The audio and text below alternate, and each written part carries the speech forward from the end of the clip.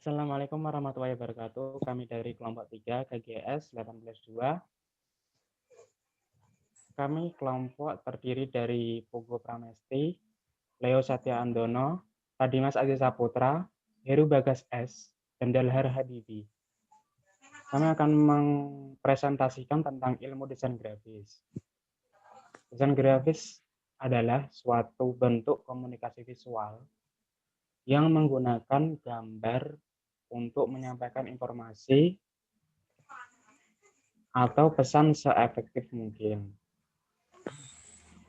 Dalam desain grafis, teks juga dianggap gambar karena merupakan hasil abstrak simbol-simbol yang bisa disembunyikan. Yang selanjutnya, desain grafis diterapkan dalam desain, komunikasi, dan fan art. Seperti jenis desain lainnya, desain grafis dapat merujuk kepada proses pembuatan,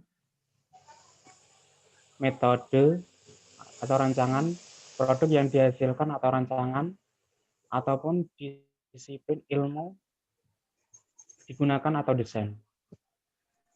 Selanjutnya, seni desain grafis mencakup kemampuan kognitif dan keterampilan visual. Termasuk di dalamnya ada tipografi, ilustrasi, fotografi, pengolahan gambar, dan tata letaknya.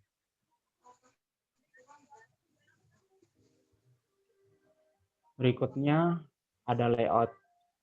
Layout adalah penyusunan dari elemen-elemen desain yang berhubungan ke dalam sebuah bidang sehingga membentuk susunan artistik. Hal ini bisa juga disebut manajemen bentuk dan bidang. Tujuan utama layout adalah menampilkan elemen gambar dan teks agar menjadi komunikatif dalam sebuah cara yang dapat memudahkan pembaca menerima informasi yang disajikan.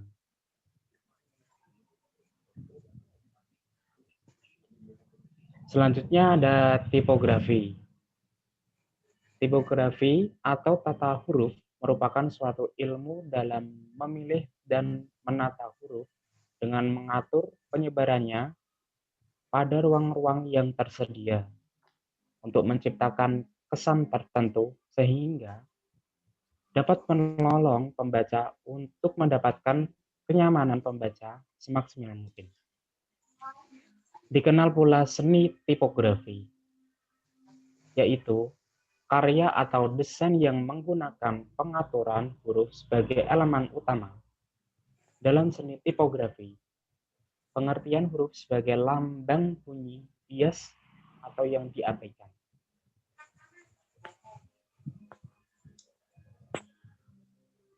Tujuan desain grafis. Tujuannya selain menciptakan desain atau perancangan fungsional, estetis, namun juga yang informatif dan komunikatif dengan masyarakat yang dilengkapi pula dengan pemahaman mengenai psikologi massa dan teori-teori pemasaran. Sehingga karya desain grafis ini bisa merupakan alat promosi yang sangat ampuh. Dari sinilah desain grafis juga seperti jenis desain lainnya merujuk kepada proses pembuatan, metode perancangan, produk dihasilkan atau rancangan, ataupun disiplin ilmu yang digunakan atau desain.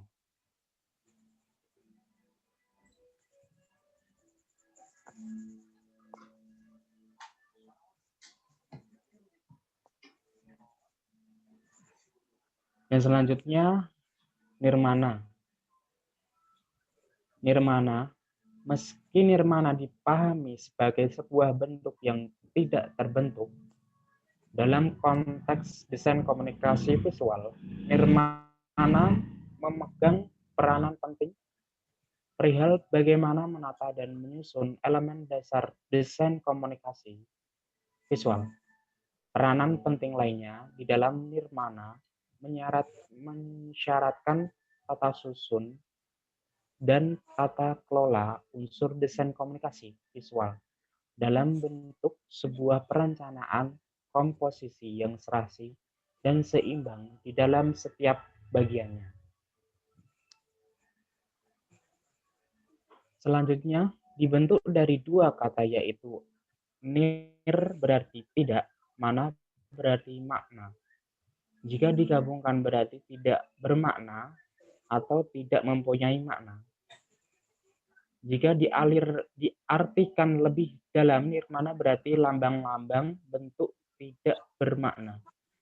Dilihat sebagai kesatuan pola, warna, komposisi, irama, nada dalam desain.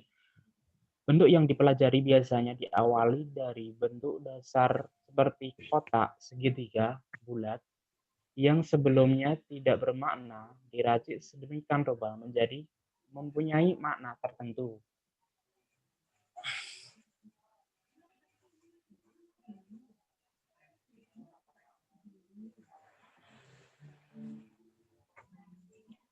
Yang selanjutnya mengaplikasikan nirmana mutlak dilakukan dalam semua bidang seni rupa dan desain. Contohnya adalah fotografi.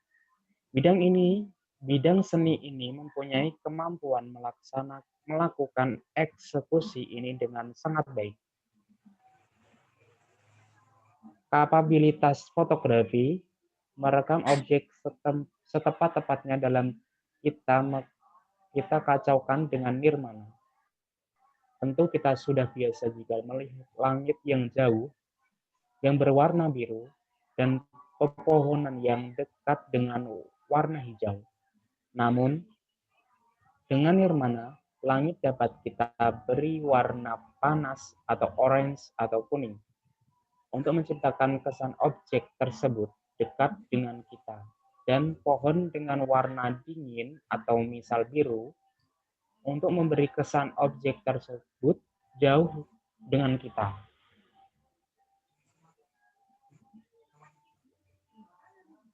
Yang berikutnya saya akan menjelaskan tentang daftar software desain grafis. Desktop publishing. Desktop publishing adalah istilah yang diciptakan setelah perkembangan tertentu jenis perangkat lunak.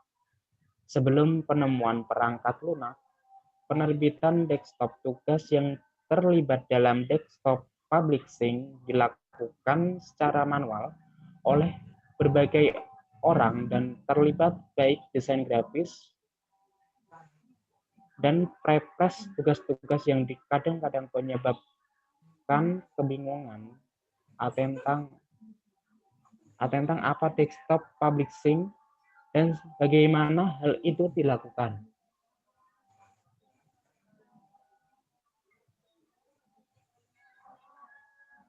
Selanjutnya,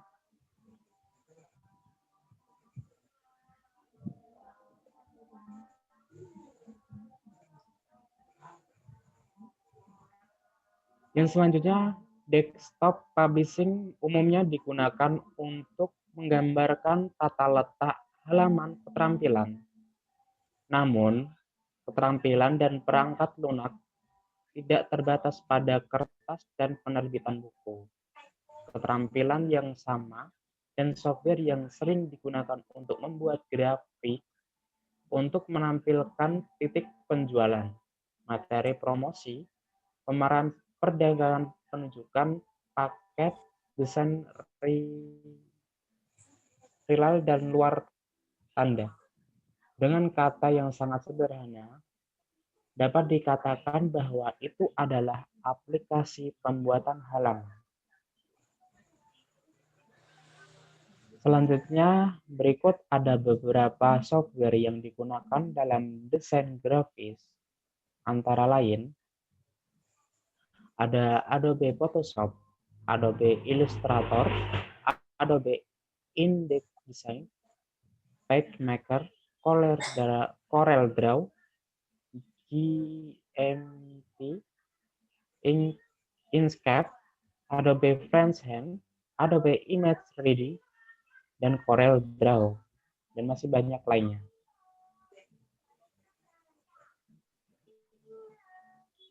Berikutnya, saya akan menjelaskan tentang web design. Pengertian web design itu proses penyusunan konsep, rencana desain, pembuatan model desain web, dan pengeksekusian cetak biru desain ke dalam bentuk situs. Nantinya situs ini dibuat menggunakan bahasa markup seperti HTML.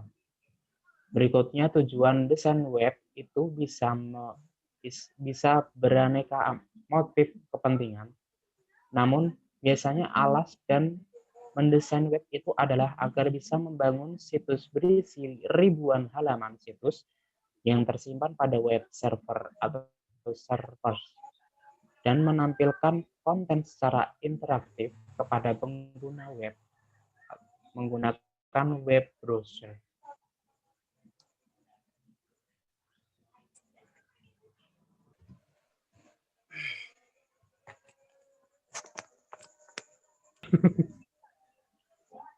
Selanjutnya akan dilanjutkan oleh rekan saya, Wipku Pramesti.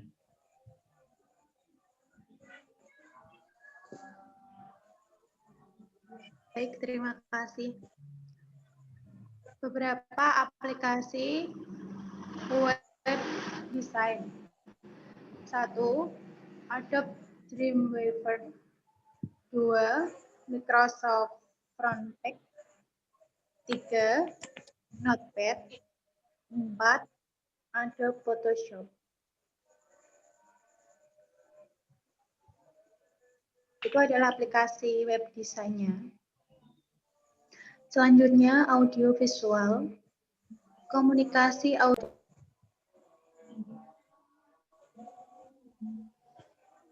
Pesan atau informasi dari sumber kepada satu penerima atau lebih dengan cara memvisualisasikan sekaligus memperdengarkan isi pesan atau informasi kepada penerima dengan melalui media yang menunjangnya. Media yang menunjangnya itu adalah media elektronik. Contohnya seperti televisi, VCD player, DVD player, komputer, dan lain-lain. Yang bisa digunakan untuk memvisualisasikan sekaligus memperdengarkan isi pesan dan informasi tersebut. Bentuk aplikasinya dari komunikasi visual itu bisa berbentuk film yang bersifat entertain maupun informatif, dan iklan seperti yang kita sering lihat di televisi.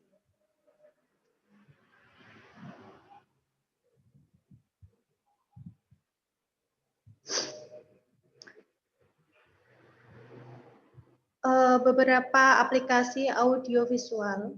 Yang pertama yaitu Adobe After Effects. Yang kedua Adobe Premiere. Yang ketiga Final Cut. Yang keempat Adobe Flash atau sebelumnya Macromedia Flash. Yang kelima Ulit Video Studio. Yang keenam Magic Movie Edit Pro. Yang ketujuh yaitu Power Director. Selanjutnya 3D atau bisa dibilang 3 dimensi atau rendering. 3D atau rendering merupakan proses untuk membentuk sebuah gambar dari sebuah model yang dibentuk oleh perangkat lunak animasi. Model tersebut berisi data geometri, titik pandang, tekstur, dan cahaya yang diperlukan untuk membuat gambar yang utuh. Kemudian, 3D rendering merupakan proses yang sangat penting dan telah digunakan untuk berbagai macam penggunaan seperti program permainan komputer, efek spesial pada film, dan program simulasi. Kemudian, selanjutnya, berikut software-software desain grafis yang paling umum dipakai. 1. Corel Draw. Corel Draw masih belum tergeser posisinya sebagai software desain grafis terpopuler. Software ini mudah dioperasikan, cocok dipakai untuk mendesain vektor atau ilustrasi gambar yang ukurannya tidak memengaruhi tingkat ketajamannya. Berikutnya yang kedua, yaitu Adobe Photoshop. Software ini sebenarnya berfungsi untuk mengedit foto, namun fitur-fitur di dalamnya memungkinkan pengguna dapat mendesain grafis, baik dengan menggunakan foto maupun membuat gambar baru. Yang ketiga, yaitu Adobe Illustrator. Fungsinya hampir sama dengan Corel Draw. Hanya saja, Adobe Illustrator lebih pas dipakai untuk membuat ilustrasi dalam satu halaman tunggal. Secara fitur, software ini memiliki akurasi garis dan warna yang lebih baik daripada Corel Draw. Kemudian yang keempat adalah Anime Studio. Anime Studio merupakan software pembuatan animasi dengan berbagai macam fitur. Aplikasi ini bisa dipakai untuk membuat animasi 2 dimensi dan 3 dimensi. Memungkinkan penggunanya dapat langsung mempublikasikan karya mereka dengan mudah. Yang terakhir adalah yang kelima, Canva, yaitu software ini terbilang baru dan berbasis online. Pengoperasiannya menggunakan media website, baik untuk pengguna komputer desktop maupun smartphone. Di dalamnya tersedia fitur-fitur instan untuk membuat desain grafis yang ramah digital.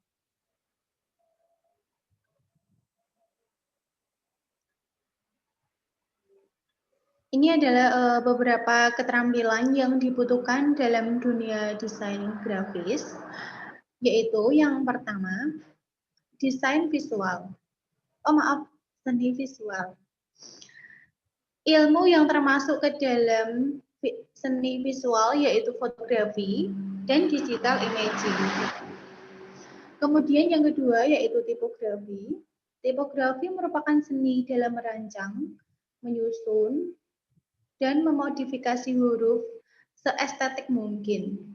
Untuk membuat tipografi pun ada beberapa peraturan tertentu, di antaranya yaitu ukuran huruf, jenis huruf, tracking, atau jarak antar huruf secara umum. Kerning, yaitu jarak antar dua huruf yang spesifik. Leading, yaitu jarak antar baris.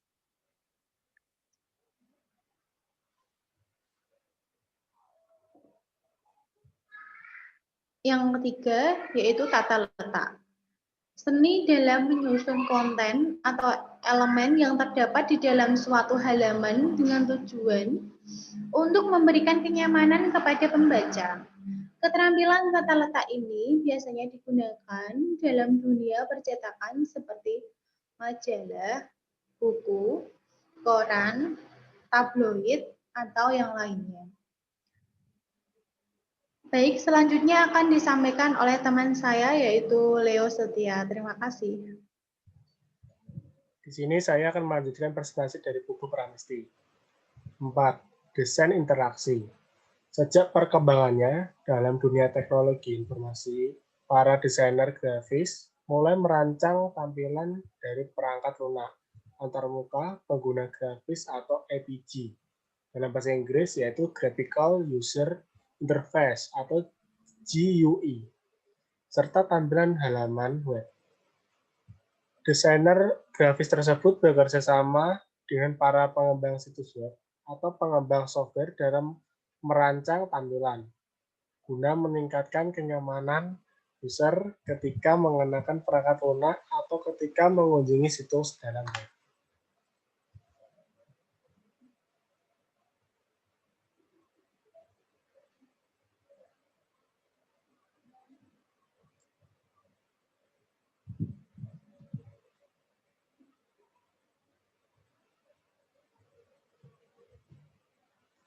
Lima, pewarnaan. Seorang desainer harus dapat mengaplikasikan warna dengan tepat sehingga akan membuat suatu karya yang enak untuk dipandang. Penguasaan software. 6. Penguasaan software untuk menunjang kegiatan desain supaya lebih mudah. 7. Sketsa. Seorang desainer harus dapat membuat suatu sketsa atau rancangan mengenai karya yang akan diciptakan secara baik dan benar. 8. Desain interaksi. Mendesain produk interaktif dengan tujuan untuk membantu manusia dalam berkomunikasi sekaligus berinteraksi dalam kehidupan dan juga pekerjaan sehari-hari. 9. Nirmana. Cara menyusun elemen-elemen visual seperti titik, garis, warna, serta ruang dan tekstur. Sehingga akan menjadi suatu kesatuan yang harmonis. Selanjutnya, batasan media desain grafis. Pada awalnya, desain grafis hanya diterapkan pada media statis seperti buku, majalah, dan brosur. Namun, seiring perkembangannya teknologi, desain grafis juga telah diterapkan dalam dunia elektronik. Disebut sebagai desain interaktif atau desain multimedia. Sehingga batasan dimensi pun sudah berubah mengikuti perkembangan pemikiran mengenai desain. Desain grafis dapat diterapkan menjadi suatu desain lingkungan yang mencakup pengolahan ruang. Baik, selanjutnya akan dilanjutkan oleh Heru Bagas.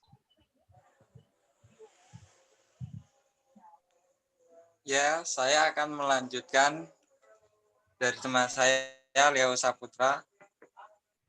Saya akan menjelaskan tentang dampak desain grafis, yaitu dampak positif.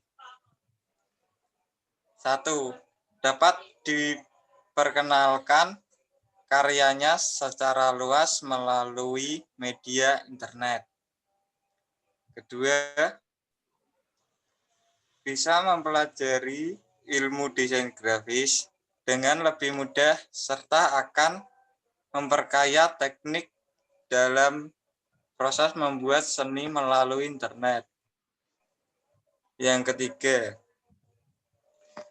karya dalam yang berwujud foto bisa terlihat lebih lembut dengan melakukan proses pengeditan. Yang keempat, program desain grafis yang telah ada semakin muktahir serta bisa menghasilkan karya yang mempunyai sebuah rasa dari penciptanya. Yang kelima, komunikasi menjadi lebih mudah di antara pada desainer di dunia untuk tertukar ilmu sehingga dapat menciptakan karya yang luar biasa. Yang keenam, memberikan fasilitas yang lebih mudah untuk menjual maupun memberi hasil karya seni yang telah diciptakan. Lanjut. Selanjutnya yaitu dampak negatifnya. 1. Karya dapat dicuri atau biasa disebut sebagai plagiat. Yang kedua, sebab perkembangan teknologi yang semakin canggih, tak elak jika desain grafis manual akan lebih mudah ditinggalkan.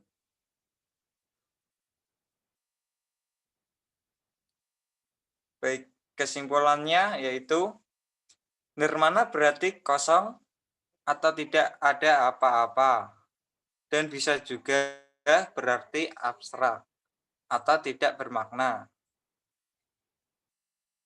Kalimat tersebut merupakan sebuah ungkapan bahwa pada awalnya, sebelum seseorang bertindak menciptakan sesuatu, masih belum ada apa-apa atau belum ada makna dari segala sesuatu.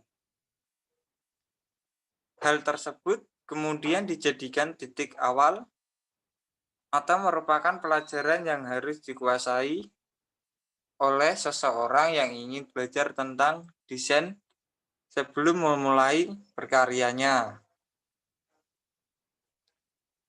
Nirmana mengajarkan tentang unsur atau elemen yang ada pada suatu lukisan atau gambar, serta estetika seni dalam mengorganisasi unsur atau elemen agar menjadi sebuah karya rupa yang bukan saja bagus, tetapi juga bermakna.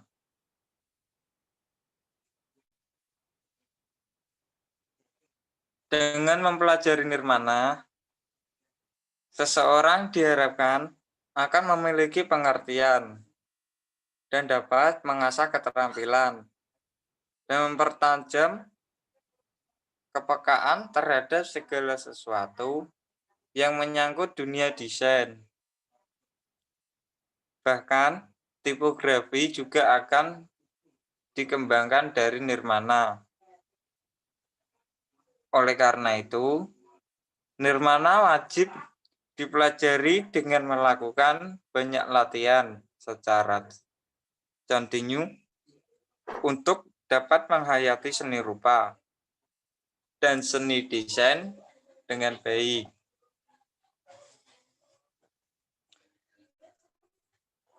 Bahkan, mungkin di saat mempelajari akan bertambah pula cabang seni yang lain.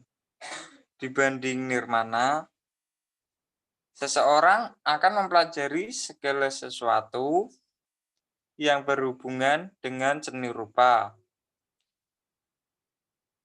dan desain melalui tahap-tahap yang akan mendasar.